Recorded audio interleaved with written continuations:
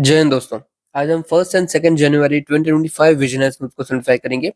Video शुरू करने से पहले जो मैंने आपको लास्ट ईयर क्वेश्चन दिया था, मतलब कि जो मैंने आपको 31 दिसंबर को क्वेश्चन दिए थे, उसको डिस्कस कर लेते हैं और उसके बाद हम हमारी न्यूज को भी देखेंगे। ठीक है, चलिए, ये सारे के सारे PYQ हैं, तो ध्यान से देखिएगा। ओके, सबसे पहला क्वेश्चन कौन सा था? तीस्ता रिवर के ऊपर था। तो पहला स्टेटमेंट भाई क्या दिया है कि ब्रह्मपुत्र का और तीस्ता का जो ओरिजिन है वो सेम सोर्स है। तो नहीं भाई, एकदम ही गलत बात है। हमने कल ही देखा था कि जो तीस्ता रिवर ओरिजिन होती है वो कहाँ पे होती है। तो थोड़ा सा वो हार्ड नाम था ना, छोम्बोछू करके। ये मैं यहाँ पे लिख देता हूँ, छोम्बोछू, यहाँ से निकलती है तीस्ता। और अपना ये ब्रह्मपुत्र को देखे तो वो कहाँ से निकलती है, तो उनका ग्लेशियर है चेम डुंग युन, या फिर मानस अपना ये मानसरोवर वाले रीजन से। ठीक है, इन शॉर्ट सोर्स अलग अलग है दोनों का, वो तो हमें पता है। तो देखो, जैसे ही फर्स्ट स्टेटमेंट हमारा गलत होता है, जहां पे भी फर्स्ट होगा उसको हम एलिमिनेट कर देंगे। ये भी हट गया, ये भी हट गया। अभी देखो, दूसरा तो हमें देखना ही नहीं है ना, दूसरा तो सही ही होगा। देखना तीसरा है। तीसरे में क्या बोल रहे हैं कि भाई बे ऑफ बंगाल से फ्लो होते हुए ये इंडिया बांग्लादेश की बॉर्डर के एरिया से जाती है। अगेन गलत। हमें पता है कि तीस्ता ब्रह्मपुत्र की ट्रिब्यूटरी है और वो बांग्लादेश के बीचों बीच से निकलती है, न कि बॉर्डर के एरिया से जाती है। तो अगेन ये भी हम गलत करते हैं, तो हमारा आंसर क्या बचेगा? ओनली 2। ओके, चलिए अभी नेक्स्ट देखते हैं। अभी देखो, ये बहुत लोगों को हार्ड क्वेश्चन लगा हो, but it was easiest question to do.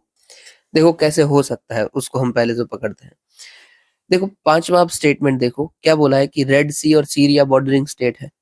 Definitely not right. हमने रेड सी 50 बार देखा है, हमें ये तो पता है उधर सीरिया बिल्कुल भी नहीं है, क्योंकि सीरिया तो इसराइल के भी ऊपर आ रहा है। रेड सी के उसके साथ कुछ कनेक्शन है ही नहीं। यहाँ पे रेड सी रह जाता है और यहाँ पे कुछ सीरिया आता है, तो ये गलत हो गया। तो ये जैसे ही गलत होता है तो हमारा 5 जिधर पे भी है उसको हम हटा देंगे। ये भी हट गया, ये भी हट गया। अभी आप बोलोगे फिर भी 2 बच गए हैं। अगेन इजी है, हमने कल ही देखा राइट कैस्पियन सी के बारे में, कि कैस्पियन सी की बॉर्डरिंग स्टेट्स कौन कौन से हैं। तो क्या कोड था हमारा कास्पियन सी का? कास राई तक। तो के फॉर कजाकिस्तान। तो ये तो सही है भाई। और जैसे ही तीसरा स्टेटमेंट सही है, तो तीसरा यहाँ पे एक ही ऑप्शन है 3, तो ये ऑप्शन सही हो जाएगा। यानी सिर्फ आपको 2C पता है, उससे भी आप ऐसे आंसर को अटेम्प्ट कर सकते हो। बस आपको थोड़ा सा दिमाग खुला रखना होता है। और इवन हमने ब्लैक सी भी कंट्रीज भी की हुई है, कि ब्लैक सी का क्या होता है? RGT ब्रू। हमने ये कल ही डिस्कस किया था राइट, उससे पहले भी बहुत बार किया है, बट फिर भी RGT ब्रू, इसमें कहीं पे भी क्रोएशिया नहीं है। तो ये दूसरा भी गलत ही होता। अगर आपको वो भी याद होता तो आप उसको सही टिक मार्क कर सकते थे। ओके, चलिए अभी आगे देखते हैं। विथ रेफरेंस टू पार्लियामेंट, जो प्राइवेट मेंबर बिल होता है उसको बताना था। अभी देखो, पहला स्टेटमेंट क्या बोल रहा था? ये सारे PYQ हैं, तो थोड़ा सा दिमाग खुला रखना। पहला स्टेटमेंट क्या बोल रहा है कि प्राइवेट मेंबर बिल वो होता है जो कि इलेक्ट पर्सन नहीं हुआ है, जबकि नॉमिनेटेड है प्रेसिडेंट ऑफ इंडिया के द्वारा। नॉट एट ऑल, ये एकदम गलत है। प्राइवेट मेंबर किसको बोलते हैं? कि जो मिनिस्टर नहीं है वो प्राइवेट मेंबर है। इवन व्हेन वो इलेक्टेड हो या नॉमिनेटेड हो, कुछ भी फर्क नहीं पड़ता है। बट अगर वो मिनिस्टर नहीं है तो वो प्राइवेट मेंबर है। इसमें नॉमिनेशन की कुछ बात आती ही नहीं है। हमने ये देखा हुआ है। कल का वीडियो नहीं देखा तो देख लीजिए आप। कल का मतलब 31 दिसंबर का। ओके, तो ये जैसे ही गलत हो जाता है फर्स्ट, तो दोनों में फर्स्ट को हम हटा देंगे। ये नीदर नहीं हटाना है, सॉरी यार, दोनों में हटा देंगे। अभी दूसरा स्टेटमेंट कि भाई प्राइवेट मेंबर बिल जो होता है वो रिसेंटली हमारा पास हो गया है। अगेन गलत बात। हमने देखा था ना कि लास्ट हमारा पास हुआ था ना, वो 1970s के आसपास हुआ था। उसके बाद कोई पास हुआ ही नहीं है। तो भाई इसको भी गलत करें तो हमारा आंसर क्या हो जाएगा? Neither 1 and 2। ओके, चलिए अभी हम मेंस के क्वेश्चन को कर लेते हैं। ये 3 क्वेश्चन थे, इसलिए थोड़ा देर लगेगा। इवन ना, मुझे आप बता दीजिए कि जो हम ये क्वेश्चन डिस्कस करते हैं, ये करने चाहिए या नहीं करने चाहिए। अगर नहीं करने चाहिए तो मैं स्किप कर देता हूँ, क्योंकि मेरी भी मेहनत जाती है बोलने में और आपका भी वीडियो की लेंथ बढ़ जाती है। देखिए, हमारा क्वेश्चन क्या था मेंस वाला, कि भाई एनालाइज करना है हमें मल्टी डायमेंशनल चैलेंजेस को, जो कि external as well as non state actor के द्वारा हमें लगते हैं। External state and non state actor के द्वारा लगते हैं, मतलब कि कोई कंट्री हमें कुछ असर कर रही है एक्सटर्नली, या फिर कोई ऑर्गेनाइजेशन है, कोई टेररिस्ट है, कोई स्मगलर्स है, कोई भी है, उन सब की वजह से हमारी इंटरनल सिक्योरिटी में क्या फर्क पड़ता है, वो हमें एनालाइज करना है यहाँ पे। तो ये हमारा फर्स्ट डायमेंशन हो गया कि हमें ये दिक्कतें बतानी है। दूसरा क्या बताना है कि डिस्कस करना है मेजर्स को कि कैसे हम इसको टैकल कर सकते हैं, तो ये दूसरा डायमेंशन हो गया। ईज़ी है एकदम ही, 2 ही डायमेंशन बताना है और कुछ ऐसा है भी नहीं कि आउट ऑफ द बॉक्स पूछा लिया। चलिए देखते हैं 2021 का ये क्वेश्चन था। सबसे पहले ये क्वेश्चन किसका है, ये आंसर जो मैं डिस्कस कर रहा हूँ किसका आंसर है, तो ग्रुप में भेजा हुआ था आकांक्षा ने, ये उसका आंसर है। ठीक है, मैं उसी को डिस्कस कर रहा हूँ क्योंकि मुझे अच्छा लगा था। मैंने सोचा कि भाई मेरा लिखने का जरूरत ही नहीं है, इतना अच्छा आंसर था ये। चलिए सबसे पहले क्या था कि एनालाइज करना था सिक्योरिटी को, तो भाई इंटरनल सिक्योरिटी को इन्होंने डिफाइन किया कि भाई it is one of the key goal of national interest as it threaten by some external और नॉन स्टेट एक्टर। यहाँ पे हल्की सी ना लिखने में मिस्टेक है, यहाँ पे होना चाहिए एंड और यहाँ पे हो जाना चाहिए some external state and non state actor, तब जाके ये सही होगा। थोड़ा सा जल्दबाजी में वर्डिंग मिस्टेक है। और फिर यहाँ पे इन्होंने एग्जांपल भी दिया है कि भाई मुंबई अटैक 2008 एक्सीलेंट। तो हमने पहले तो इंट्रोडक्शन हम कैसे लिख सकते थे कि आपको देखो मेन कंसर्न क्या पूछा गया है कि इंटरनल सिक्योरिटी क्या होती है, तो हमने इंटरनल सिक्योरिटी को डिफाइन कर दिया। या फिर करंट बेस आप कोई आंसर, करंट बेस कोई इवेंट हुआ हो कि रिसेंटली भाई इंडिया में ये टेररिस्ट हमला हुआ था, या फिर इंसर्जेंसीज को एरिया में हमें देखने को मिली थी, तो ये सब आप काउंट कर सकते हो। अभी समझ लीजिए आपको कुछ भी नहीं आता है, ना ही आपको कोई करंट बेस्ड चीज पता है, ना ही आपको इंटरनल सिक्योरिटी की डेफिनेशन पता है, तो क्या लिखना है भाई, तो लिख दीजिए भाई ये India is facing various internal security challenges due to external state and non-state actor as discussed below। और फिर पहले ही एग्जांपल डाल दीजिए। एग्जांपल तो देखो आपको पता ही होगा, एक तो पता होगा ना जो इंटरनल सिक्योरिटी के लिए नुकसान किया हो, कुछ नहीं तो हमारा ये अटैक ही समझ लीजिए, मुंबई का जो अटैक हुआ था 26/11, या फिर जो हमारा उरी में अटैक हुआ था, पठानकोट में हुआ था, कुछ भी आपको बहुत कुछ पता होगा राइट। कोई भी एक लिख दीजिए, ये प्रॉपर हो जाएगा। ये तभी ही यूज करना है जब आपको दूसरा कुछ ना आता हो, ठीक है। अभी देखो मल्टी डायमेंशनल चैलेंजेस में इन्होंने दो पार्ट कर दिए हैं, एक तो भाई एक्सटर्नल स्टेट के द्वारा और दूसरा नॉन स्टेट स्टेट के द्वारा। यहाँ पे लिखा है कि जो कैसे चाइना ने हमारी जमीन हथियाली, जैसे अक्साई चीन वाला एरिया, फिर कैसे एक्सट्रीमिस्ट एरिया, एक्सट्रीमिस्ट एरिया क्या, ग्रुप वाले लोग को फंडिंग प्रोवाइड होती है बाई लेफ्ट विंग एक्सट्रीमिस्ट, जो हमारे इंडिया में होते हैं उसको चाइना पैसा देता है। मतलब कि इन शॉर्ट क्या है, ये एक्सट्रीमिस्ट क्या होता है, हमारे यहाँ के गुंडे हैं उसको भी ये चाइना सपोर्ट दे रहा है कि आपका और गुंडाई करो। फिर भी स्प्रेड करना फीलिंग ऑफ डिसहार्मनी, जैसे कि यहाँ पे इन्होंने ना नूपुर शर्मा का केस लिखा है, बट आई वुड से अवॉइड इट। रिलीजियस टिल्ट आपके जो आंसर है उसमें नहीं आनी चाहिए। आप बस ऐसा लिख सकते हैं कि भाई रिलीजियस डिसहार्मनी ये लोग फैलाते हैं by spreading of misinformation, you can say that, but do not add any religious tilt in your answer. फिर इन्होंने जो हमने एक्चुअली डिस्कस किया था कल उसी को यूज किया है कि फ्रंटियर टेक्नोलॉजी वॉरफेयर, जैसे कि cyber attack and drone, it is excellent. जो हम डिस्कस कर रहे हैं आप उसी को यूज कर रहे हो, जो करंट अफेयर में उसी को यूज कर रहे हो, उससे हम आपके आंसर की ना एक्सीलेंसी बढ़ जाती है, आपका आंसर दूसरों से बहुत अलग लग जाता है। इवन आई वुड से अगर करंट बेस्ड जो पॉइंट आपको पता है ना, तो उसको पहले लेके आइए और ज्यादा जल्दी दिखेगा वो, एग्जामिनर को जल्दी मार्क्स मिलेंगे आपको। फिर देखो नॉन स्टेट स्टेट एक्टर के द्वारा, तो भाई टेररिस्ट ऑर्गेनाइजेशन जैसे लश्कर ए तोयबा ने हमारे ऊपर अटैक किया था 2008 में। फिर भाई स्मगलिंग होती है, जैसे क्योंकि हमारी लोकेशन जो है वो डेथ क्रिसेंट और डेथ ट्रायंगल के पास है। फिर सेपरेटिस्ट मूवमेंट होते हैं, जैसे अगेन देखो यहाँ पे 6 लिखा हुआ है, avoid it, we should use Khalistan, ठीक है, खालिस्तानी मूवमेंट जो कि कनाडा यूएसए में लेके लोग चलाते हैं, सेपरेटिस्ट मूवमेंट।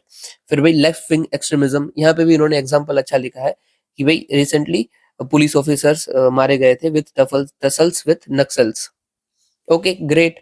और आखिर में इन्होंने मेजर्स लिखे हुए हैं, अगेन आई वुड से वर्ड लिमिट एक्सीड हो रही है, कायदे से आपका आंसर इधर तक खत्म हो जाना चाहिए। जो अगर आप नहीं करते हो ना तो आपका दूसरा आंसर लिखने के लिए टाइम नहीं मिलेगा, इसलिए खत्म कर दो तो वो अच्छा है। तो वर्ड लिमिट एक्सीड है डेफिनेटली। देखिए इन्होंने क्यों एक्सीड क्यों हो गई है, सबसे पहले तो इन्होंने क्या किया है, जो सॉल्यूशंस है ना उन दोनों को अलग अलग करके दिया भाई, एक्सटर्नल के भी अलग दिए, स्टेट के भी अलग दिए और नॉन स्टेट एक्टर के भी अलग दिए। उससे अच्छा अगर एक में ही हो जाता ना तो उनकी वर्ड लिमिट एक्सीड नहीं होती और टाइम भी बच जाता। साथ ही साथ इवन उतनी जगह होती कि आप कुछ कंक्लूजन भी लिख देते, ये नहीं था इसलिए ये सब कॉम्प्रोमाइज हो गया। बट हालांकि जो मेजर्स लिखे हैं वो बहुत अच्छे लिखे हैं, जैसे कि हमें रिलेशनशिप अच्छे करने चाहिए, जो सेपरेटिस्ट मूवमेंट फैला रही है कंट्री वैसी, जैसे कि कनाडा के साथ फिर हमें नक्सल्स को एजुकेट करना चाहिए, पर्टिकुलरली इन छत्तीसगढ़ रीजन, माफ करना, नक्सल को नहीं, नक्सल वाले एरियाज में पीपल को एजुकेट करना चाहिए। फिर सर्वेलेंस मेजर को बढ़ाना चाहिए, स्पेशली इन अरुणाचल प्रदेश जैसे एरियाज में। और स्ट्रेंथन करना चाहिए हमें साइबर रेजिलियंस टेक्नोलॉजी को। एग्जांपल दे दो ना, यहाँ पे खाली क्यों है? सब में एग्जांपल है, यहाँ पे खाली है। एग्जांपल में क्या लिख सकते हो? सर्टेन लिख दो, ठीक है। Computer emergency response team of India. और नॉन स्टेट एक्टर की बात की जाती है तो भाई स्ट्रिंजेंट करनी चाहिए punishment for smugglings of drug, NDPS. देखो यहाँ पे सिर्फ स्मगलर्स लिखा हुआ है, we will write smugglers of drug, क्योंकि हमने पीछे ड्रग्स की बात की है ना, इसीलिए ड्रग्स। फिर भी चेक करना है एक्सट्रीमिस्ट और फंडिंग और ट्रेनिंग को, यहाँ पे भी लिख दीजिए ना, यहाँ पे अगर एक्ट लिखा है यहाँ पे भी लिख दीजिए PMLA, prevention of money laundering act. और फिर मूव करना चाहिए हमें रिजोल्यूशन अगेंस्ट टेररिस्ट ऑर्गेनाइजेशन, जैसे कि ऑलरेडी हमारा मूव है, यहाँ पे भी एग्जांपल लिख दीजिए 1267। ये टेररिस्ट के सामने हम कैसे रेजिलियंस ले सकते हैं, कैसे उनको मिटिगेट करना, उसके लिए रिजोल्यूशन है। यूएनएससी के कुछ कुछ रिजोल्यूशन आपको आने चाहिए, जैसे कि एक ये है टेररिस्ट के सामने, ठीक है। ओके, तो इतना काफी था। अभी देखो इन्होंने कंक्लूजन नहीं लिखा है, मेजर्स आप लिख रहे हो तो जरूरी नहीं है कंक्लूजन हो या ना हो, बट देखो याद रखिए कि यहाँ पे तो आपको बोला ही हुआ है कि डिस्कस कीजिए मेजर, और तब आप डिस्कस कर रहे हो। जब आपको नहीं बोला गया है तब आप मेजर्स दे रहे हो, रिकमेंडेशन दे रहे हो, तब कंक्लूजन नहीं लिखो, इट इज फाइन। जब बोला गया है तो आपका बॉडी का पार्ट है ही है, तो हो सके तो कंक्लूजन लिख दीजिए। देखो मैं अभी बोल रहा हूँ मेजर्स है, तो it is not mandatory to write conclusion, but अगर बॉडी में पूछा ही गया था मेजर्स तो हो सकता है तो लिख दो। अभी देखो यहाँ पे क्या है, कंक्लूजन हम लिख सकते थे। कोई भी कंक्लूजन अगर नहीं आता है, ये मैं ट्रिक सिखा रहा हूँ, तो सिर्फ इतना लिख देना है, thus or conclusively as discussed above, by efficient implementation of these measures we can improve this or that condition। यहाँ पे इंटरनल सिक्योरिटी की बात की गई थी तो वही लिख दीजिए इंटरनल सिक्योरिटी, ठीक है। ये मैं इजी सिखा रहा हूँ कि जैसे में हमने मेजर ऑलरेडी डिस्कस कर लिए हैं, तो फिर से कंक्लूजन में वही चीज लिखना कोई सेंस नहीं बनता है, तो बस वही लिखिए कि जैसे हमने ऊपर डिस्कस किया, अगर वैसे मेजर्स को हम एफिशिएंटली, सस्टेनेबली, मतलब ऐसे कोई कोई वर्ड डालिए, अगर इम्प्लीमेंट करते हैं तो हम ठीक हो जाएंगे, दैट्स इट। ओके, अभी चलिए हम आज की न्यूज कवर करते हैं। और हाँ, आज की न्यूज से जो आपके क्वेश्चन रहेंगे उसको देख लीजिए, ये आपके आज के क्वेश्चन रहेंगे, ये सारे के सारे अगेन पीवाईक्यू है। हम अगर अटेम्प्ट कर सकते हो तो कर लीजिए, बाकी इसको कल डेफिनेटली डिस्कस कर लेंगे, ठीक है। And please do let me know ये डिस्कस करना सही है या नहीं है, बाकी हम अवॉइड कर सकते हैं, ऐसा भी रख सकते हैं कि मेंस को हटा दें और सिर्फ प्रीलिम्स को डिस्कस करें। ओके, चलिए आगे बढ़ते हैं। फर्स्ट एंड सेकंड सॉरी, पहली हमारी न्यूज क्या थी, तो इंडिया का जो रेमिटेंसेस है पूरी ग्लोबली 15% के आसपास है, 14.3% अप प्रॉपर्ली देखने जाए तो, ठीक है। रेमिटेंसेस सबसे पहले तो क्या होता है, financial transfers made by individual working abroad, मतलब कि इधर का कोई शख्स है, वो अमेरिका में काम कर रहा है, मतलब कोई भी फॉरेन कंट्री में काम कर रहा है, उधर काम करते हुए अगर इंडिया में कुछ पैसा भेजता है, फॉरेन का पैसा भेजता है, देन इट इज रेमिटेंसेस, ठीक है। इंडिया पूरे वर्ल्ड में सबसे ज्यादा रेमिटेंसेस रिसीव करता है, कितना ज्यादा, तो अप्रोक्सीमेटली 130 बिलियन जितना, इट इज वेरी ह्यूज। हमारे बाद कौन है, तो मेक्सिको, चाइना, फिलीपींस, वो सब एकदम चिल्लर है, एकदम ही पीछे है, ठीक है। मेक्सिको ना जब तक मुझे याद है तो अप्रोक्सीमेटली 50 बिलियन जितना रिसीव करता है, 50 बिलियन था या 60 बिलियन था, मतलब आधा भी नहीं हमसे, उतना पीछे है वो। और वही रेमिटेंसेस का ट्रेंड क्या है, तो भाई रुको मैं हाइलाइटर ले लेता हूँ। रेमिटेंसेस का ट्रेंड ये बोला है कि भाई अप्रोक्सीमेटली बढ़ने ही वाला है, जो लो मिडिल इनकम कंट्रीज है वहां पे, ठीक है। और जो चाइना की बात कर रहे हैं तो चाइना में ये ड्रॉप हुआ है बाई 5.3% जितना, सॉरी बाई नहीं, टू 5.3% जितना। इंडिया में क्यों भाई हाई हो रहा है, तो स्केल ऑफ माइग्रेशन हमारे यहाँ पे बहुत ज्यादा है, 18 मिलियन जितने पीपल इंडियन बाहर काम कर रहे हैं as per United Nation World migration report.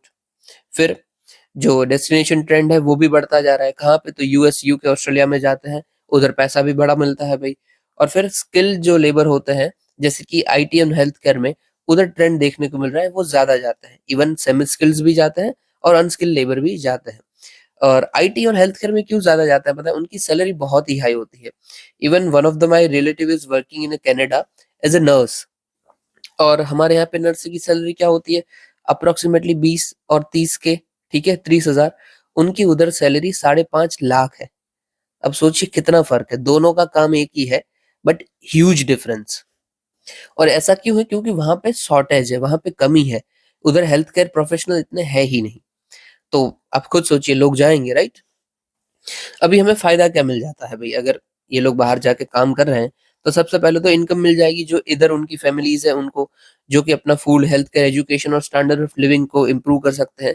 और मैक्रो इकोनॉमी में हमें फायदा मिलेगा, क्योंकि बाहर का पैसा हमें मिल रहा है, तो then it is our foreign exchange, right. तो हमें फॉरेन एड के ऊपर जो रिलायंस होता है वो कम होना पड़ेगा, और हमारा जो करंट अकाउंट डेफिसिट है वो भी कम होगा। ओके, इजी है ये, कुछ याद करने का खास नहीं था। एक पॉइंट बस आपको याद रखना है कि कितने माइग्रेंट्स हैं जो इंडिया के बाहर काम कर रहे हैं, तो 18 मिलियन, ठीक है। और as per report of world migration report 24। अभी देखो, ये अच्छी भी है बात, बुरी भी है बात। अगर कोई आपको ऐसा क्वेश्चन आ जाता है कि इंडिया में ब्रेन ड्रेन कितना देखने को मिल रहा है, मतलब लोग क्यों बाहर जा रहे हैं, देखो ये बाहर जा रहे हैं अगर 18 मिलियन, तो हमारा तो नुकसान है ना, क्योंकि हमारे प्रोफेशनल्स उधर जा रहे हैं, वेदर स्किल्ड और अनस्किल्ड, पर जा तो रहे हैं। तो हम लिख सकते हैं कि इंडिया अपनी जो डेमोग्राफिक डिविडेंड है उसको संभाल नहीं पा रहा है, और वो लोग बाहर जा रहे हैं। जैसे कि 18 मिलियन जितने बाहर जा चले गए हैं as per world migration report. So it is use can इसका it can be used in positive way as well as negative way, ठीक है। और ये रेमिटेंसेस तो आप याद रखोगे। चलिए नेक्स्ट देखते हैं, मिनिस्ट्री ऑफ जल शक्ति released annual ground water report. अभी देखो ये अगेन बहुत जरूरी हो जाता है। 2024 में ग्राउंड वाटर के ऊपर डायरेक्ट क्वेश्चन था, उससे पहले 2016 में शायद क्वेश्चन था, या फिर 15 में था, मैं भूल गया हूँ, पर उसके आसपास ही क्वेश्चन था। 2-3 बार ग्राउंड वाटर से डायरेक्ट क्वेश्चन आ चुका है। और देखो वाटर से तो हर साल आता है, कोई दो राय नहीं है, हर साल एक क्वेश्चन आता है वाटर से। चलिए तो देख लेते हैं ग्राउंड वाटर के बारे में। ओके, तो सबसे पहले, India is largest ground water user in the world. जितना भी वर्ल्ड में यूज होता है ना, उसमें से 25% जितना हम ही यूज करते हैं।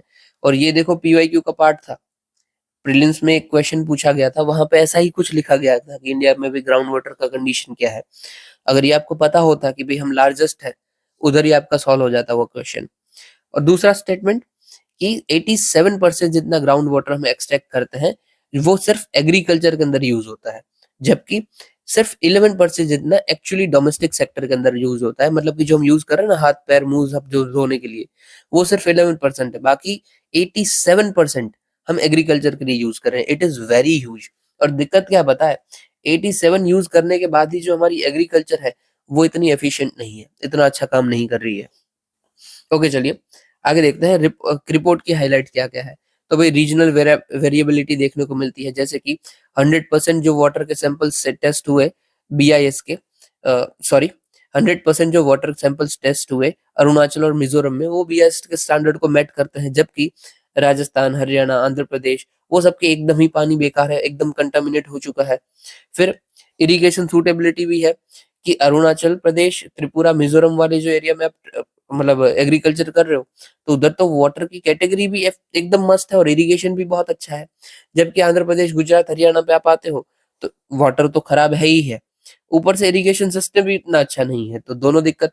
तो ये हमें देख रहे हैं कि किससे रीजनल वेरिएशंस देखने को मिल रहा है। और at last, containment of contamination sorry contaminants of concern, कि क्या क्या केमिकल्स हमें देखने को मिलते हैं, जैसे कि नाइट्राइट, फ्लोराइड, यूरेनियम, आर्सेनिक, मतलब almost every type of pollutants are there in our water, ठीक है। अगेन ये भी क्वेश्चन पूछा गया था यूपीएससी के द्वारा, अगर आपको पता होता तो आप इजीली आंसर कर सकते थे, मतलब उसकी एक ट्रिक भी थी, हमने शायद परसों ही इसको डिस्कस किया हुआ है, आज मैंने फिर से यही दिया है। आई वुड एक्सपेक्ट कि आपको आएगा अब वो। अभी भाई की फैक्टर्स क्या क्या है ग्राउंड वाटर खराब होने के, तो इंडस्ट्रियलाइजेशन है, कि वो अपने जो भी केमिकल्स होते हैं डायरेक्ट उधर ही छोड़ देते हैं, डिस्चार्ज होता है तो खराब हो जाता है। फिर एग्रीकल्चर प्रैक्टिसेस है, वो भी बहुत खराब है, क्योंकि आप सोचो 87% जितना ग्राउंड वाटर वो एक्सट्रैक्ट कर रहे हैं, तो सबसे ज्यादा ये ही ले रहे हैं, और ऊपर से इतना यील्ड भी नहीं मिल रहा है, तो एक्सेस यूज है ये, इससे कम यूज करेंगे तो भी चलेगा। ऊपर से फर्टिलाइजर्स और पेस्टिसाइड्स का भी यूज होता है फार्मिंग के अंदर, तो जो ग्राउंड वाटर होता है वही खराब हो जाता है, उसके अंदर केमिकल्स ही भरे हुए हैं। फिर भी अर्बनाइजेशन है, तो इम्प्रॉपर वेस्ट डिस्पोजल है, कितना हम कचरा फेंकते हैं कि पानी खराब हो जाता है, लैंडफिल कंटामिनेट हो जाती है, ठीक है। और एट लास्ट क्लाइमेट चेंज तो है ही है, हमेशा ये हर जगह रहता है। ओके, हमने कंजर्वेशन के लिए क्या क्या मेजर्स लिए हुए हैं ग्राउंड वाटर को, तो हम बू नीर पोर्टल बनाए हुए हैं जहाँ पे हम ग्राउंड वाटर को रेगुलेट करते हैं, उसकी क्वालिटी को इम्प्रूव करते हैं। फिर हम national aquarium mapping management programme बनाए, अगेन हम एक्वाफेयर्स जो होते हैं उसको मैनेज करते हैं। फिर अटल भूजल योजना है और जल शक्ति अभियान है। ओके, अभी देखो 24 का जो क्वेश्चन था वहां पे आपको क्या पूछा गया था कि ग्राउंड वाटर का potential of Gangetic valley on serious decline है, and how may it affect food security of India. मतलब यहाँ पे हमें एक ही चीज को एम्फेसिस करना है कि फूड सिक्योरिटी पे क्या इम्पैक्ट पड़ता है अगर ग्राउंड वाटर आपका खराब हो रहा है तो। और क्या हम डायरेक्टली लिखेंगे? Definitely not. आपका पहला डायमेंशन है ये सीरियस डिक्लाइन के ऊपर है। यहाँ पे आप उसके कुछ एविडेंस दीजिए कि हाँ भाई डिक्लाइन तो हो रहा है, साथ ही साथ उसके कुछ रीजंस भी दे दीजिए। डजेंट मैटर, आपको जो भी मजा आ रहा है वो कीजिए। और फिर आप आइए कि भाई ये सिक्योरिटी के ऊपर कैसे इफेक्ट करेगा, फूड सिक्योरिटी के ऊपर कैसे इफेक्ट करेगा, ठीक है। तो क्या इधर आपका आंसर खत्म हो जाएगा? नहीं खत्म होगा। फिर आपका तीसरा डायमेंशन शुरू होगा जो यहाँ पे नहीं लिखा हुआ है कि आप मेजर्स दोगे, इसको ठीक कैसे करेंगे, ठीक है। याद रखिएगा कोई भी क्वेश्चन पूछा गया है, अगर कोई बुरी बात पूछी गई है तो आखिर में हमें रिकमेंडेशन या फिर मेजर्स देने ही देने हैं। ओके, चलिए अभी आगे देखते हैं। और हाँ, ये मैं क्यों बोला, ये 15 मार्क का क्वेश्चन है तो इसलिए आप कर सकते हो। चलिए नेक्स्ट न्यूज देखते हैं। ये आपका आज का क्वेश्चन थे, ये है यार ग्राउंड वाटर वाला क्वेश्चन, ठीक है। इसको आखिर में मैं डाल दूंगा लास्ट पेज पे। चलिए, फिर है क्वाड्रिलेटरल सिक्योरिटी डायलॉग। हटाइए यार, इसको अभी नहीं करते हैं, ये ठीक है ठीक है ठीक है। हाँ, अभी नीचे हम न्यूज कर लेते हैं, वो ज्यादा काम का है। यहाँ पे देखिए, आपको एनपीए बताया गया था कि जो रिपोर्ट आया फाइनेंशियल स्टेबिलिटी रिपोर्ट, हमने ऑलरेडी बात कर ली है बट फिर भी उसमें बोला है कि जो एनपीए है बैंक्स का ग्रोस एनपीए वो 2.6% जितना हो गया है। ओके, अभी एनपीए क्या होता है उसको हम पूरी तरीके से देखते हैं। यहाँ पे नीचे आ जाइए, मैंने डाला हुआ है, यहाँ पे देखिए। अभी देखो, अज्यूम कीजिए कि मैं कोई बैंक हूँ, ठीक है, और मैं आपको लोन देती हूँ। तो जो बैंक है उसके लिए वो लोन क्या है, वो एसेट हो जाएगा ना, क्योंकि उस लोन के थ्रू उन्हें इंटरेस्ट मिलने वाला है, और फिर इंटरेस्ट मिल जाएगा आखिर में, जो टोटल अमाउंट है वो भी मिलने वाला है। तो वो बैंक का तो लोन एक असेट है, राइट, कि उससे उसको फायदा मिलने वाला है। अभी समझ लीजिए कि जो इंटरेस्ट था वो पेमेंट नहीं हो रहा है, कोई पे ही नहीं कर रहा है, या फिर जो ईएमआई थी वो भी पे नहीं हो रही है, तो बैंक के लिए क्या हो गया कि जो एसेट है, उनका जो एसेट है वो परफॉर्म नहीं कर रहा है, राइट। उन्हें लगा था कि ये बंदा ईएमआई भरेगा टाइम पे, बट वो तो भरा ही नहीं, ऊपर से उसका परफॉर्मेंस कम हो गया, मतलब दे ही नहीं रहा है। तो जो बैंक का एसेट था वो परफॉर्म नहीं कर रहा है, तो ये हो गया नॉन परफॉर्मिंग एसेट, ठीक है, मतलब कि एनपीए, नॉन परफॉर्मिंग एसेट। अभी हम कब मानेंगे कि ये नॉन परफॉर्मिंग है, मतलब ये बंदा नहीं ही भरने वाला है, नॉन परफॉर्म नहीं कर रहा है, ऐसा कब मानेंगे? तो देखो इसका क्राइटेरिया है। सबसे पहले तो अगर बैंक ने लोन दे दिया तो उसको हम बोलेंगे स्टैंडर्ड एसेट, क्योंकि अब तो एसेट ही है ना, अभी तक तो ऐसा नहीं है कि नहीं भरा हुआ है। तो सबसे पहले आएगा हमारा स्टैंडर्ड एसेट। फिर समझ लीजिए कि जो ईएमआई ड्यू की डेट थी, कि समझ लीजिए कि 1 जनवरी को मेरी ड्यू डेट थी कि मुझे ईएमआई भरनी थी, पर मैं 30 दिन हो गए भरा नहीं हूँ, मतलब कि 1 फरवरी आ गई है, पर फिर भी मेरी ईएमआई मैं नहीं भरा हुआ हूँ। तो बैंक को थोड़ा सा मेरे ऊपर शक जाएगा और मुझे डाल देंगे स्पेशल मेंशन अकाउंट में, मतलब स्पेशल मेंशन अकाउंट, मतलब कि SMA। बट अभी तक 30 ही दिन हुए ना, तो मुझे डालेंगे SMA जीरो के अंदर कि नहीं नहीं कोई बात नहीं, हाँ दिक्कत नहीं है, जीरो के अंदर। फिर समझ लीजिए 30 दिन तो हो गए थे, इसके ऊपर और दिन हो जाते हैं, 60 डेज तक में पहुंच जाती है मेरी लिमिट, तो मुझे डालेंगे कि भाई इसको SMA 1 के अंदर डालो, ठीक है। फिर ये 90 डेज हो जाता है तो मुझे डालेंगे SMA 2 के अंदर। डू रिमेम्बर, ठीक है, 0 1 2, देर इज नो 3। एग्जाम में लिखा हुआ आपको वही आएगा कि SMA 1 के अंदर डाल दिया, 2 के अंदर डाल दिया, और आपको लगेगा कि हाँ भाई पहला स्टेप तो 1 ही होता है। नहीं, यहाँ पे पहला स्टेप होता है 0, क्योंकि पहली बार में तो कोई दिक्कत ही नहीं है ना, 30 दिन हुए, हो सकता है वो अगले दिन भर दे, तो 0 दिक्कत है। तो स्पेशल अकाउंट मेंशन अकाउंट 0। जब 30 के ऊपर जाता है, मतलब 31 डेज हो जाता है, 60 डेज हो जाता है, 60 डेज तक तो स्पेशल अकाउंट 1, और फिर टू, ठीक है। और अभी 90 डेज के ऊपर पहुंच जाएगा तो उसको हम क्या बोलेंगे, तो हम बोलेंगे एनपीए, नॉन परफॉर्मिंग एसेट। मतलब कि सबसे पहले आता है आपका नॉर्मल एसेट, ठीक है। एसेट के बाद आएगा आपका एसएमए 0, फिर आपका आएगा एसएमए 1, इसके बाद आएगा आपका एसएमए 2, उसके बाद आएगा आपका एनपीए, ठीक है। अभी समझ लीजिए एनपीए भी हो गया और उसको भी टाइम हो गया कि बंदा अभी भी भर ही नहीं रहा है, और उसको हो जाता है 12 मंथ्स, 12 मंथ्स कि अभी भी भरा हुआ नहीं है। तो अब इसको हम क्या बोलेंगे, वी वुड से सब स्टैंडर्ड असेट, ठीक है। यहाँ पे लिख देता हूँ, एसएस लिखता हूँ, ठीक है। सब स्टैंडर्ड असेट, एनपीए के बाद आएगा। अभी समझ लीजिए सब स्टैंडर्ड में भी 12 महीने जितना रह जाता है, अभी भी पैसा नहीं आ रहा है, तो क्या बोलेंगे, तो बोलेंगे डाउटफुल असेट, कि अभी तो पता ही नहीं ये एसेट है भी या नहीं है, क्योंकि पैसा तो आ ही नहीं रहा है। और भी समझ लीजिए कि उसको भी बहुत टाइम हो जाता है, कि बैंक को लगता है यार अभी तो आने ही नहीं वाला है, वो बोल देती है कि ये एसेट कौन सा है, तो लॉस एसेट है। और ये कब बोला जाएगा, कि जब बैंक का या फिर कोई ऑडिटर, मतलब बैंक का ऑडिटर या फिर आरबीआई खुद डिक्लेयर करेगी कि हाँ भाई ये लॉस है, क्योंकि इससे जो पैसा बना हुआ है वो तो आपको मिलने से रहा, ठीक है। ये जो बंदा है उसके पास तो अभी पैसा ही नहीं बचा है, तो आपका ये लॉस असेट हो जाएगा। ओके, ये सब स्टैंडर्ड के बाद आता है हमारा डाउटफुल असेट, और उसके बाद आता है हमारा लॉस असेट। ठीक है, पूरी जर्नी आपने देख ली कि कैसे असेट था और कैसे आखिरी में असेट गया, लॉस असेट। तो क्या ये लॉस असेट हो गया तो बैंक पैसा लेना छोड़ देगी? बिल्कुल नहीं छोड़ेगी। बट हाँ, वो ये कर सकती है कि हर बार तो अपना, आप कॉमर्स से हो तो पता चलेगा, वो अकाउंट शीट होती है उसमें लिखा हुआ नहीं रख सकते हैं कि लॉस असेट 5 लाख रुपए। बुरा लगता है ना, बैलेंस शीट पूरी खराब हो जाती है। तो इसलिए वो बोलते हैं कि यार बैलेंस शीट से ना इसको हटा देते हैं।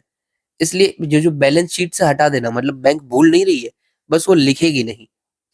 तो इस चीज को क्या बोलते हैं, इस चीज को बोलते हैं राइट ऑफ, कि सिर्फ बैलेंस शीट से हमने हटाया है बट हम भूले नहीं है, ठीक है। और ये राइट ऑफ कब हो सकता है, जब लॉस असेट हो गया हो ऑलरेडी, वरना क्या ही राइट ऑफ, ठीक है। यहाँ पे देखो लिखा भी हुआ है कि save corporation tax, tax loan right of reduces NPA, हटाइए। मैं शॉर्ट, इन शॉर्ट जो मैं बोला वो याद रखना। ओके, ये पूरा का पूरा आप जर्नी समझ गए हैं, राइट। अभी एक्स्ट्रा में कुछ कुछ इन्फो बता रहा हूँ यहाँ पे, क्योंकि मेरे नोट्स में लिखी हुई थी कि समझ लीजिए कोई अकाउंट होल्डर है वो पैसा नहीं भर पा रहा है, तो बैंक क्या करती है, बोलती है यार आपका इंटरेस्ट ना 10% था ना, हम इंटरेस्ट 5% कर देते हैं, यार पैसा भर दो। या फिर बोलते हैं आपकी ईएमआई कितनी 10,000 है, हम ईएमआई घटा के 5 साल कर देते हैं, सॉरी 5,000 कर देते हैं, या फिर आपका टेन्यूर को बढ़ा देते हैं। पर कुछ भी करो, आप ईएमआई भर दो, तो उसको बोलते हैं रीस्ट्रक्चर्ड लोन। की जो लोन थी उसको रीस्ट्रक्चर किया कि यार इंटरेस्ट रेट चेंज कर देंगे, प्रिंसिपल चेंज कर देंगे, लोन का टेन्यूर चेंज कर देंगे, पर आप भर दो यार, आप जो बोलो कर देंगे। अभी ऐसे ही सब चीजों को, जैसे कि रीस्ट्रक्चर्ड लोन है हमारी, फिर हमारा एनपीए है, फिर हमारा लोन जो हमने राइट ऑफ किया हुआ है, बैलेंस शीट से जो हटाया हुआ है ताकि दिखे नहीं खराब, इन सब को आप टोटल मारते हो ना, तो हमारा क्या आता है, वो हमारा होता है स्ट्रेस्ड असेट। तो अगर आपको बैंक की कंडीशन आइडेंटिफाई करनी है कि बैंक में कितना दम है, तो बस यही देखिए कि उनके स्ट्रेस असेट कितने हैं। अगर ये ज्यादा है उसका मतलब क्या है, कि बैंक बकवास है, ठीक है। ओके, डन है। और इसके साथ ही एक ना छोटी सी चीज जुड़ी गई है, हेयर कट। हेयर कट क्या होता है, कि मुझे आपको 100 रुपए देने थे पर मैं दे नहीं रहा हूँ, तो बैंक बोलती है, या फिर आप बोलते हो कि 100 नहीं चाहिए यार छोड़, अब तू मुझे एक काम कर 40 ही दे दे, मैं चला लूंगा। तो 60 रुपए जो था वो क्या होगा, घाटा हो गया ना आपका। वो जो घाटा हो गया ना उसको बोलते हैं हेयर कट, कि मैं इतना माफ कर दिया, आपका कट कर दिया, जब जितना बच्चा उतना दे दे। और फिर एट लास्ट होता है एवरग्रीनिंग ऑफ लोन, कि भाई एक लोन तो खत्म हुई नहीं है, उसको चुकाने के लिए अगर कोई दूसरी लोन ले जाता है तो it is evergreening of loan. क्योंकि ऐसा तो चलता ही रहेगा ना, कि एक लोन लिया उसको चुकाने के लिए दूसरी लिया, दूसरी चुकाने के लिए तीसरी लिया, तो इट इज अगेन बैंक के लिए बहुत खराब है। ओके, अभी उम्मीद करता हूँ आप ये पूरा का पूरा समझ गए होंगे। जरूरी क्यों है, क्योंकि कभी भी क्वेश्चन आ सकता है, ऑलरेडी आ भी चुका है। ये पूरा का पूरा जो भी एसेट का क्लासिफिकेशन होता है वो मैंने आपको बता दिया है। और हाँ, एक लास्ट चीज रह गई, ऐसी सब चीजों को टैकल करने के लिए ही बैंक के पास प्रोविजनिंग रहता है। प्रोविजनिंग मतलब कि एक छोटा सा हिस्सा ना साइड में रख के रखा है, कि अगर कोई एनपीए हो जाता ना, उसके सामने ये मेरा प्रोटेक्शन, मतलब 100 रुपए मैंने अगर उधार दिए हैं तो उसको प्रोटेक्ट करने के लिए मैं साइड में कुछ 50 रुपए तो सेव करके रखूंगा एटलीस्ट। ओके चलिए, तो ये भी सब आपको पता चल गया, ठीक है। अभी नेक्स्ट न्यूज देखते हैं। एनपी हो गया है, फिर है न्यूट्रिनो। देखो न्यूट्रिनो से भी ना 2-3 बार क्वेश्चन आ चुका है। न्यूट्रिनो सबसे पहले होता क्या है, ये ना हमने बहुत ही होलिस्टिकली डिस्कस किया हुआ है 17 दिसंबर के, सॉरी दिसंबर नहीं 17 अक्टूबर के वीडियो में। आई वुड हाईली रिकमेंड कि इसको देख लीजिए, बहुत जरूरी है। यहाँ पे मैं एकदम ही ऊपर से बता दे रहा हूँ, फिर मुझे मत बताना कि यार इतना समझ नहीं आया। Do watch. चलिए न्यूट्रिनो। तो देखो जनरल तो आपको पता है, ठीक है। कोई भी एलिमेंट होता है, ये एलिमेंट है जैसे कि इसके जो न्यूक्लियस होता है एकदम उसका जो सेंटर होता है, सेंटर के अंदर हमें प्रोटॉन और न्यूट्रॉन देखने को मिलते हैं। और जो सेंटर के आजू बाजू घूम रहा होता है, मतलब न्यूक्लियस के आजू बाजू, वो होता है हमारा इलेक्ट्रॉन, ठीक है। ये तो आप पढ़ चुके हो। अभी क्वेश्चन ये है कि ये इलेक्ट्रॉन, प्रोटॉन और न्यूट्रॉन कैसे बनते हैं, वो कहाँ से आए हुए हैं। तो हमें जाना पड़ता है standard model of particle physics में, ठीक है। एकदम इजी है, कुछ भी नहीं है। Standard model of particle physics कि भाई आप नॉर्मल एक बोल लीजिए, मतलब एग्जांपल दे रहा हूँ, उसको बीच में काट दीजिए। जो ऊपर का हिस्सा है ना, उसको हम बोलेंगे कॉक्स, ठीक है। I don't know how to pronounce it, but I would say cox, ठीक है। मतलब ये ऊपर का हिस्सा जो है वो क्रॉक्स है। फिर नीचे का हिस्सा है उसको क्या बोलेंगे, लेप्टन बोलेंगे, ठीक है। अभी क्रॉक्स के ना टाइप्स होते हैं, बोरॉक्स बहुत सारे, मतलब नाम होते हैं। अप क्रॉक, टॉप क्रॉक, चाम क्रॉक। अप के सामने डाउन, टॉप के सामने बॉटम और चाम के सामने स्ट्रेंज। गॉट इट, एकदम इजी। अभी जब ये दो अप वाले मिल जाते हैं और एक डाउन वाला मिल जाता है, तब जाके क्या बनता है, प्रोटॉन बनता है। अभी आप समझ गए ना प्रोटॉन कैसे बनता है, कि दो क्रॉक्स के अप मिलेंगे और दो क्रॉक्स के डाउन मिलेंगे, तब जाके प्रोटॉन बनेगा। अब ये क्रॉक्स क्या है, अगेन कोई भी पार्टिकल है ना, उसमें आप जूम जूम करते जाओगे उस एकदम ही, तो आपको जो मिलेगा ना वो ऐसा कुछ होगा। मतलब इन शॉर्ट ना, ये पार्टिकल्स है, ऐसा कुछ होता है दुनिया में, जस्ट बिलीव इट। और उसको हमें क्लासिफाई किया हुआ है ऊपर नीचे में, कि ऊपर वाला क्रॉक्स होगा, नीचे वाला लेप्टन्स होगा। जैसे ये भी क्लासिफाई किया है ना, कि प्रोटॉन प्लस न्यूट्रॉन, ये सब प्रोटॉन न्यूट्रॉन इलेक्ट्रॉन क्लासिफाई किया, तो ये सब बने कैसे, और अंदर आप जाते हो तो हमें ये मिलता है, ठीक है। फिर न्यूट्रॉन कैसे बनता है, तो भाई एक अप ले लो और दो डाउन ले लो, मतलब वो दोनों जब कंसिस्ट होंगे तब हमारा न्यूट्रॉन बनेगा। ओके डन, न्यूक्लियस तो हमारा बन गया। अभी इलेक्ट्रॉन कैसे बनता है भाई, तो इलेक्ट्रॉन कुछ बनता नहीं है, बट इलेक्ट्रॉन एक टाइप है, कि जो लेप्टन्स होते हैं ना, उसमें 6 होते हैं। अगेन इसमें भी 6 थे, राइट, 1 2 3 4 6, और यहाँ पे भी 6 है। 6 में कौन कौन से आते हैं, तो एक इलेक्ट्रॉन आता है, ये मेरे पता चल गया ना, लेप्टॉन्स कि क्या है इलेक्ट्रॉन, तो it is type of lepton. फिर एक म्यून आता है, एक ताउन आता है। और वैसे ही उसके सामने ही ये देखो, इन सब में ना चार्ज होता है, ये इतने जितने भी है ना, इसमें चार्ज होता है, मतलब इलेक्ट्रिसिटी होती है। और समझ लीजिए कोई है उसमें इलेक्ट्रिसिटी नहीं है, मतलब कि ये 90% है, 90% में पॉजिटिव चार्ज था, नेगेटिव चार्ज था, सॉरी। और किसी 10% जितने में चार्ज नहीं है, वो न्यूट्रल है, तो उसको हम क्या बोलेंगे, न्यूट्रिनो। मतलब जिस भी लेप्टॉन के अंदर चार्ज नहीं है, न्यूट्रल है, ना ही प्लस है ना ही माइनस है, तो इट इज न्यूट्रिनो। ये क्या हो सकता है, तो इलेक्ट्रॉन न्यूट्रिनो हो सकते हैं, म्यून के भी न्यूट्रिनो हो सकते हैं, और ताउन के भी न्यूट्रिनो हो सकते हैं, ठीक है। और हम जो यहाँ पे पढ़ रहे हैं वो न्यूट्रिनो ही पढ़ रहे हैं। और देख लेना, ये अभी आपको समझ आएगा, ठीक है। ये पूरा पार्टिकल का पार्ट है। यहाँ पे जो अप में आते हैं, ऊपर वाले जो है वो क्रॉक्स है, और नीचे वाले जो है वो इलेक्ट्रॉन्स है, सॉरी लेप्टन्स है। और लेप्टन्स में पार्ट देखिए, तो ताऊ म्यून इलेक्ट्रॉन, और उसका ही उल्टा, ताऊ इलेक्ट्रॉन, म्यून इलेक्ट्रॉन, सॉरी ताऊ न्यूट्रिनो, म्यून न्यूट्रिनो, और इलेक्ट्रॉन न्यूट्रिनो। और हमारा जो इधर फोकस है वो क्या है, तो यहाँ पे है, न्यूट्रिनो को स्टडी करने पे।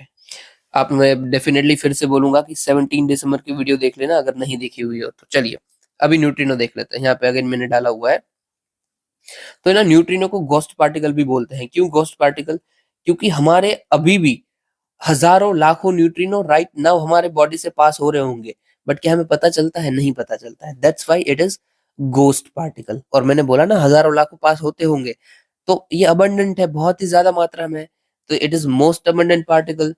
इसकी स्पीड कितनी होती है, तो ऑलमोस्ट स्पीड ऑफ लाइट जितना होते हैं, और स्ट्रेट लाइन में ही जाते हैं, मतलब एकदम सीधा जाते हैं।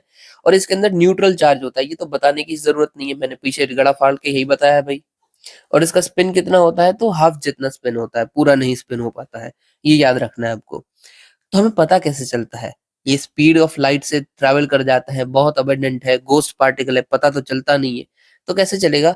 तो ग्रेविटी के थ्रू पता चल जा सकता है, या फिर कोई इसकी वीक फोर्स होती है उसको हम आइडेंटिफाई कर सकते हैं, पता चलेगा। कैसे आइडेंटिफाई करेंगे? तो कायदे से न्यूट्रिनो ऑब्जर्वेटरी बनानी पड़ेगी, जैसे इंडिया ने बनाई हुई है न्यूट्रिनो ऑब्जर्वेटरी अपनी यहाँ पे, ठीक है।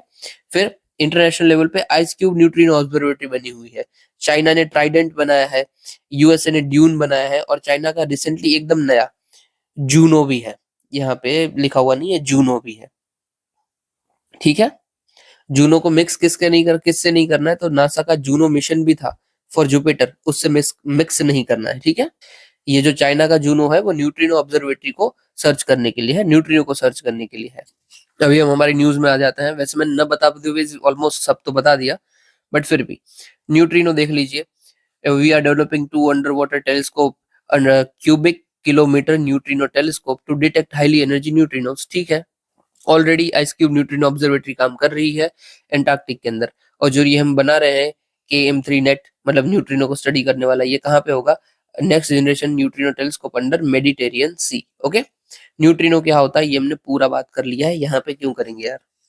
यहाँ पे देखो, वैसे बोला हुआ ना, it is similar two electron without any nuclear charge. तो याद रखना, न्यूट्रिनो इलेक्ट्रिक चार्ज नहीं होता है, हमने नीचे ही बात की। चलिए अभी बड़ी बड़ी न्यूज देख लेते हैं जो जो बाकी थी।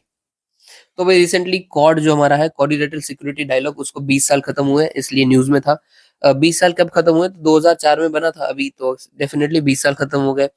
ये विजन किसका था कॉड को बनाने का? देखो यहाँ पे नहीं लिखा हुआ है, मैं बता रहा हूँ, because I am student of PSR, then I know everything else about it. तो ये it is vision by Japan president, मतलब देन अभी तो नहीं रहे वो, उनकी डेथ हो गई है, बट फिर भी जापान के जो प्रेसिडेंट थे शिंजो आबे, उनका ये विजन था। और वो जब आए थे ना, तब उन्होंने कोट भी किया था कि भाई, दारा शिको की बुक थी confluence of sea, confluence of sea, वो इज दारा शिको। तो औरंगजेब जो था ना, उसका बड़ा भाई था दारा शिको। उस उन्होंने ये कन्फ्लुएंस को सी की बात की थी, और बोला था कि इस सी में कन्फ्लुएंस सी मतलब कि इंडियन ओशन और पैसिफिक ओशन दोनों अगर साथ में आ जाते हैं तो क्या कमाल कर सकते हैं। That's it. इसी के विजन के ऊपर उन्होंने कॉर्ड सोचा था, ओके। तो देखो 2004 में सोच तो लिया था, बट खास कुछ काम कर नहीं रहे थे, ठीक है। एक्चुअली मीटिंग कब होती है? पहली 2007 में होती है, इनफॉर्मल मीटिंग। एशियान की मीटिंग थी, तब ये साथ में मिलते हैं, बातचीत बातचीत करते हैं, बट कुछ खास हो नहीं पाता है। और फिर डायरेक्ट 2 साल बाद 2017 में ऑफिशियली मिलते हैं फिलीपींस के अंदर, और तब जाके बात होती है। और अभी तो कॉड बहुत ही पावरफुल है। कॉड के अंदर सबसे पहले कौन कौन मेंबर आते हैं भाई? तो कॉड के अंदर एक तो हमारा इंडिया मेंबर आता है, फिर यहाँ पे जापान आता है, यहाँ पे ऑस्ट्रेलिया आता है, और यहाँ पे हमारा अमेरिका भी आता है। तो टोटल ये ना एक डायमंड जैसा बनता है, आपको दिख रहा है ना, ये डायमंड जैसा बनेगा। तो ये पूरे के पूरे इसी डायमंड के यूज करते हुए पूरे के पूरे इंडो पैसिफिक को कवर कर लेता है, ठीक है। और मेन इसका मोटिव क्या है? देखो अंदर तो सब यही चाहते हैं कि चाइना को टैकल करना, बट बताते क्या है कि भाई ह्यूमैनिटेरियन असिस्टेंस हमें करना है, डिजास्टर रिलीफ करना है, free and open Indo Pacific को संभाल के रखना है, एशियन सेंट्रलिटी को संभालना है, ये वो एशियन सेंट्रलिटी क्या होती है कि जो ये रीजन है ना, इसमें एशियन के रोल को हम हमेशा सेंटर में रखेंगे, उसको मेजर पिलर बना के रखेंगे। That's it. सिग्निफिकेंस क्या है भाई कोड का हमारे लिए? तो ये 4 मेंबर है, चारों के चारों लाइक माइंडेड कंट्रीज, और चारों का मेन फोकस क्या है? चाइना को काउंटर करना। तो मेन तो यही है कि भाई लाइक माइंडेड कंट्रीज के साथ पार्टनरशिप है, तो हमारा डिसीजन ऑटोनॉमी होगा, फ्लेक्सिबिलिटी बनेगी। फिर इंडिया की जो स्टेटस है उसको स्ट्रेंथन कर सकते हैं हम, कि भाई इंडो पैसिफिक के अंदर हम लीडर हैं। फिर इकोनॉमिक एडवांटेज ले सकते हैं, क्योंकि ये सब दोस्त हैं, तो एडवांटेज आ सकता है, इन्वेस्टमेंट आ सकता है हमारे साथ, और साथ ही साथ हम एशियन कंट्रीज के साथ भी ज्यादा पार्टनरशिप अपनी बढ़ा सकते हैं, क्योंकि यहाँ पे जो भी कंट्रीज है वो सब की सब एशियन कंट्री, आशियान कंट्री है। फिर स्ट्रेटेजिकली काउंटर कर सकते हैं हम चाइना के राइज को, डेफिनेटली। की पिलर्स क्या क्या है भाई कॉड के? तो ये देख लीजिए, बकवास है, ठीक है। अभी के लिए तो आपका कुछ भी काम का है नहीं, इसलिए इग्नोर करते हैं। चलिए, फिर है कैबिनेट ने अप्रूव किया है extension of one time special package for di ammonium phosphate, DAP। DAP क्या है भाई? तो इट इज ये फर्टिलाइजर है जो कि हम सॉइल को इम्प्रूव करने के लिए यूज करते हैं। और कौन कौन से फर्टिलाइजर आते हैं? तो भाई NPK आता है, यूरिया आता है, और DAP भी आता है।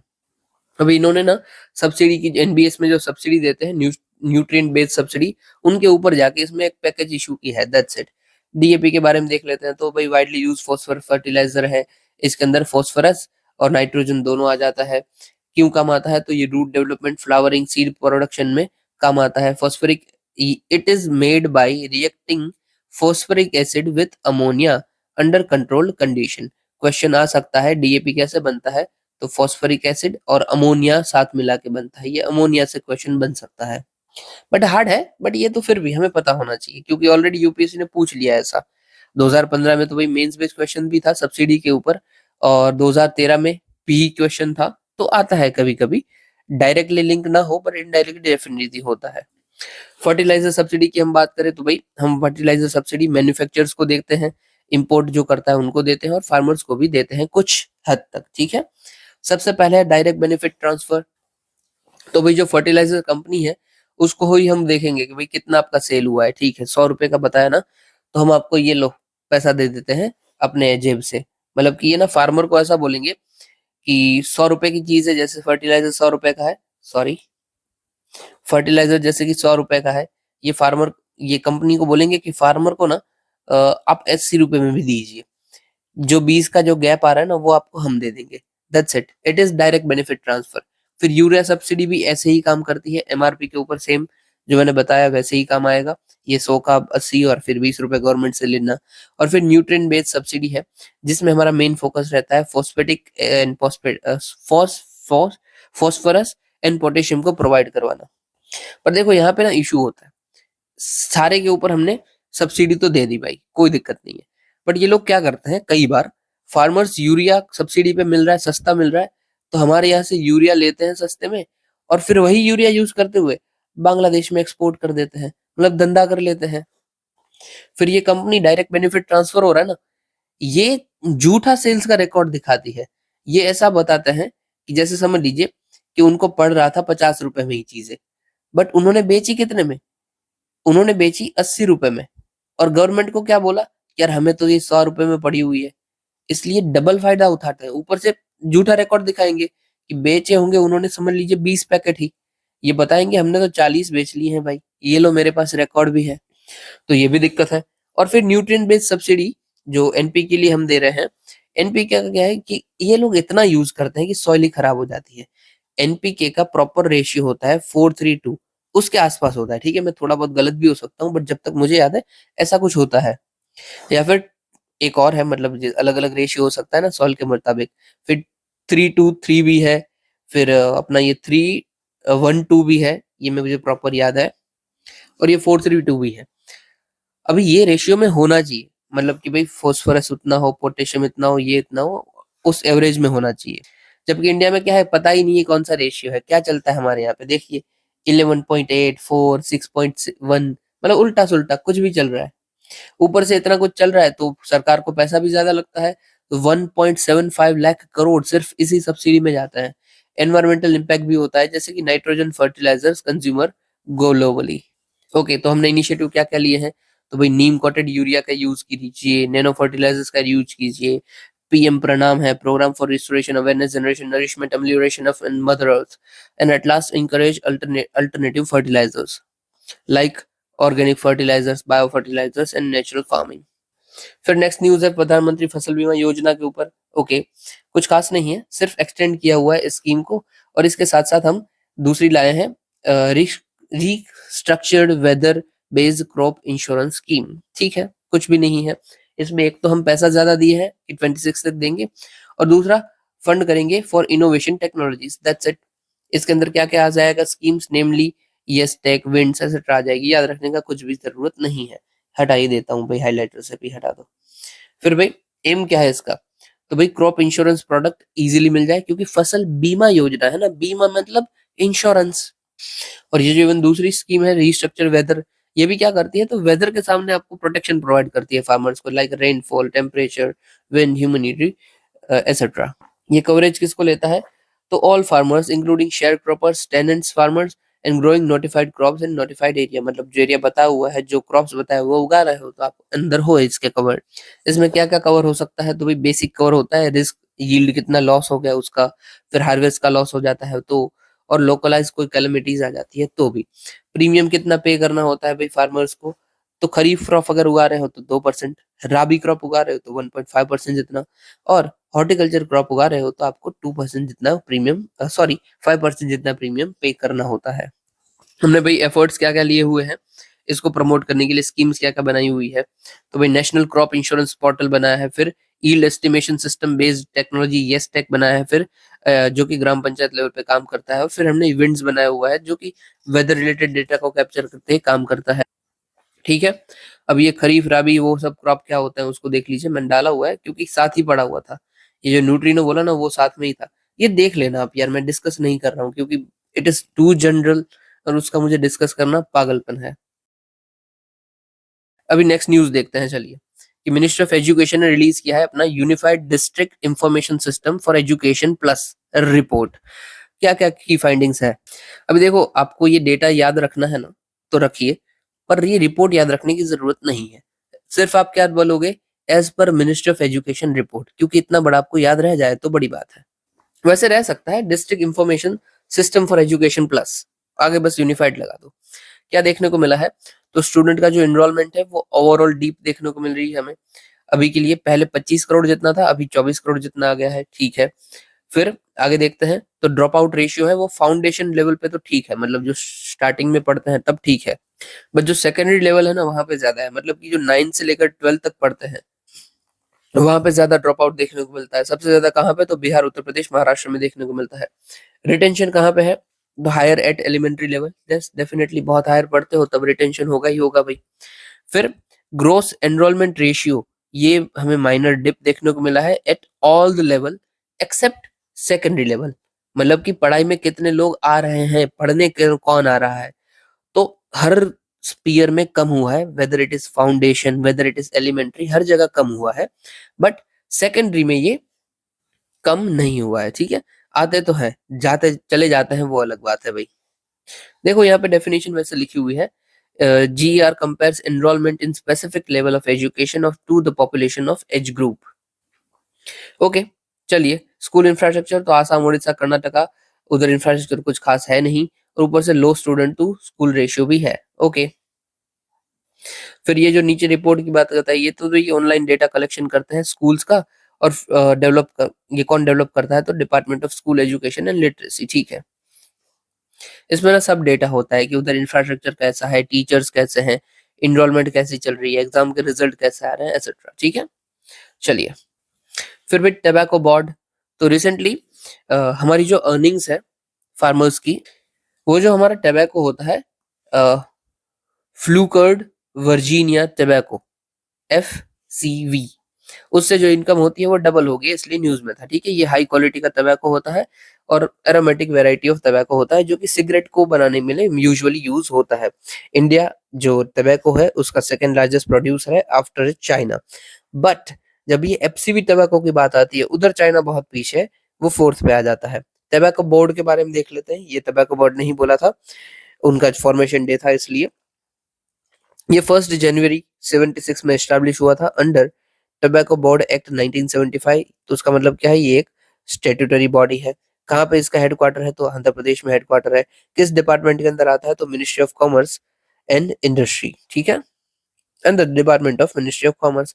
फिर है टाइटेनियम भाई, तो इंडिया ने फर्स्ट प्राइवेट कंपनी है जिन्होंने vacuum arc melting system furnace बनाया हुआ है। ठीक है, फर्नेस क्या होता है, तो जिसके अंदर हम सब कुछ जलाएंगे ना, जो भट्टी होती है उसको हम फर्नेस बोलते हैं। ठीक है, किसके थ्रू ये बना हुआ है, तो टाइटेनियम का यूज करते हुए बनाया। ठीक है, टाइटेनियम क्या होता है, तो it is hard shiny and strong metal. ये बहुत ही पावरफुल मेटल होता है, अभी अभी तो फोन में भी यूज हो रहा है, कार में भी हो रहा है, वो अलग बात है, बट ये होता है। किसके थ्रू ये बनता है, इसके मिनरल्स कौन कौन से होते हैं टाइटेनियम के अंदर, तो इल्मेनाइट होता है और रटाइल होता है। प्रॉपर्टीज क्या है, ये लाइट वेट होता है, डेंसिटी स्लो होती है, रेजिस्टेंस है कोरोजन से, मतलब जल्दी जंग नहीं लगेगा, और इसका मेल्टिंग पॉइंट भी बहुत हाई है, मतलब एकदम गर्मी कर दो तब जाके ये मेल्ट होगा। यूज कहाँ पे होता है, तो मेडिकल चीजों में, एयरक्राफ्ट में, फिर पावर प्लांट कंडेंसर्स में, कहीं पे भी बोला जाए ना आप हाँ बोल देना। अगर पूछा जाता है कि भाई यहाँ पे टाइटेनियम यूज होता है, तो हाँ होता है। चलिए नेक्स्ट देखते हैं, फिर है न्यूट्रिनो देख लिया हमने, ओके यहाँ पे आते हैं, एनपीए देख लिया, फिर है national mission on clean Ganga. तो देखो जो गंगा के ऊपर आपका क्वेश्चन आ रहा है उसी से वरी से लिंक हो रहा है। Recently executive committee of national mission for clean Ganga ने अंडरटेक की है initiative like Chandauli sewage treatment plan for rejuvenation of Ganga river, मतलब कि जो सीवेज प्लांट है उसको हम ठीक करेंगे, दैट्स इट। क्यों करेंगे? क्योंकि गंगा रिवर खराब ना हो। ये जो मिशन गंगा है हमारा वो कौन से एक्ट के अंदर रजिस्टर्ड है? तो सोसाइटी रजिस्ट्रेशन एक्ट 1860 के अंदर रजिस्टर्ड है, मिनिस्ट्री ऑफ जल शक्ति के अंदर आता है, और national Ganga river basin authority की तरीके से ये काम करता है। जो भी इम्प्लीमेंट करवाना होता है ना ये बॉडी को, मिशन को, वो यही करवा के देते हैं। जो ये गंगा रिवर बेसिन अथॉरिटी कब बनी थी? तो एनवायरमेंट प्रोटेक्शन एक्ट 1986 के थ्रू बनी थी, जिसको रिप्लेस कर दिया था नेशनल गंगा काउंसिल ने, ठीक है। ये जो गंगा का काउंसिल है उसको कौन चेयर करते हैं? तो प्राइम मिनिस्टर करते हैं, दैट्स इट, इतना काफी है। यहाँ पे बहुत सारे फैक्ट हो रहे हैं इसलिए। मैं देखो ऊपर से समझा देता हूँ। तो एक बड़ी बॉडी है हमारी नेशनल गंगा बोर्ड अथॉरिटी, ठीक है। ये भी इसका नाम बदल चुका है इसलिए इसको मैं इग्नोर करता हूँ। अभी के लिए याद रखिए हमारी मेन बॉडी है नेशनल गंगा काउंसिल, और इसकी एक आर्म है जो कि इसका काम करेगी, वो है national mission on clean Ganga, ठीक है। ये सब किसके अंदर काम करेंगे? तो मिनिस्ट्री ऑफ जल शक्ति के अंदर काम करेंगे। मेन फोकस क्या है इसका? तो गंगा को साफ करना फोकस है। और ये किस एक्ट के अंदर आते हैं? तो social society registration act 8060, that's it. फिर है भाई नोरो वायरस। तो जो आपको पेट में दर्द करता है ना वो नोरो वायरस है, ऐसा याद रख लो, एक्चुअली नहीं है बट इसी से याद आएगा। तो भाई आपको वॉमिटिंग हो सकती है, डायरिया हो सकता है, नोइसिया हो सकता है, इसको स्टमक फ्लू भी बोलते हैं, ठीक है। अभी अभी यूएसए में ये नोरो वायरस हमें ज्यादा देखने को मिल रहा है इसलिए न्यूज में था, ओके। अभी नोरो वायरस है ना क्यों चल जाता है? क्योंकि एनवायरनमेंट में इतना जल्दी से मरेगा नहीं। आप 60 डिग्री जितना भी टेम्परेचर कर लो, ये बंदा जी रहा है, मतलब बहुत पावरफुल है ये वायरस। ट्रांसमिट कैसे करता है? तो गंदा पानी आपने पी लिया, या फिर जो इन्फेक्टेड पर्सन है उसके डायरेक्ट कांटेक्ट में आ गए, या फिर फीकल और रूट के थ्रू भी आ सकता है, ठीक है। क्या इसके लिए कोई भी दवाई अवेलेबल है? No, no specific medication for norovirus. चलिए नेक्स्ट देखते हैं। न्यूट्रिनो हो गया। बना यस, बनाना कल्टीवेशन। तो भाई अपेड़ा ने रिसेंटली अचीव किया है 10 fold increase in banana exports, इसलिए बोला कि अभी बनाना कल्टीवेशन भी बढ़ेगा। बनाना कल्टीवेशन 15 से लेकर के 35 तक का आपका सेल्सियस जितना टेम्परेचर है तब उगेगा। ह्यूमिडिटी आपकी 75 से 85 जितनी होनी चाहिए। पीएच वैल्यू 6.5 से 7.5 जितनी हो। डीप रीच लोमी सॉइल हो, तब जाके उग जाएगा। सबसे ज्यादा कहाँ पे आता है? तो Andhra Pradesh, followed by Maharashtra, followed by Gujarat. Main इसका चीज आपको क्या रखना है, इसकी जो सॉइल होती है ना, ना ही टू एसिडिक ना ही टू अल्कलाइन, बीच वाली हो, वो में यूज करनी होती है। और मेजर इसमें जो हम ये अपेड़ा है, अपेड़ा का टारगेट क्या है कि बनाना क्यों इतना हम प्रमोट कर रहे हैं? तो हमारा टारगेट है कि अगले 5 साल में इसके एक्सपोर्ट्स को हमें 1 बिलियन तक पहुंचा देना है भाई, ठीक है। अभी कौन सा बाकी रह जा रहा है न्यूज? ये बाकी रह जा रहे हैं एनआईए।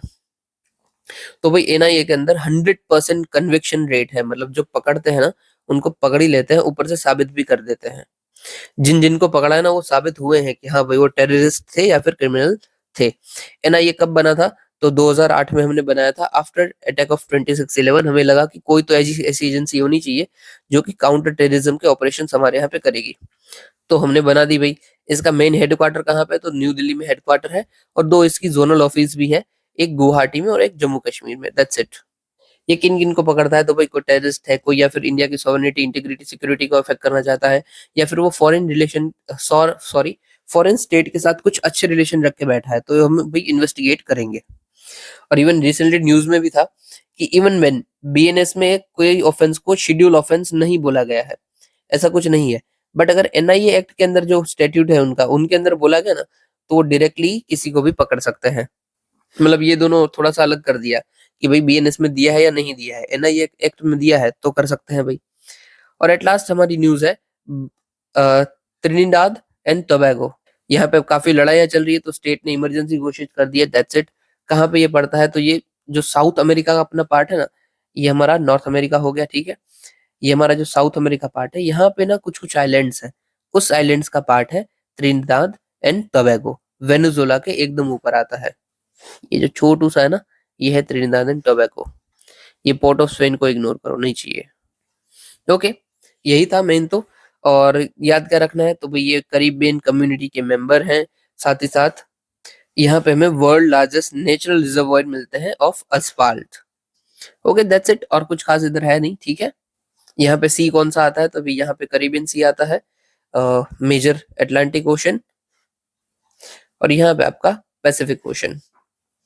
सो भाई इतना सुनने के लिए आपका शुक्रिया। अगर आपको वीडियो पसंद आए हो तो बताना जरूर, और जो मैंने आपको क्वेश्चन दिए हैं ये वाले, उसको अटेम्प्ट करने की कोशिश जरूर कीजिएगा। साथ ही साथ मुझे बता दीजिएगा ये जो आंसर वाला है वो हमें रखना है या नहीं रखना है, बाकी मैं सोच रहा हूँ बंद कर दूं। ओके चलिए, इतना सुनने के लिए आपका शुक्रिया। जय हिंद।